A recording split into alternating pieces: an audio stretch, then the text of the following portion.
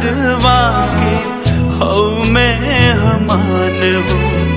जाए के पड़ी छोड़ के पापा के मकान हो।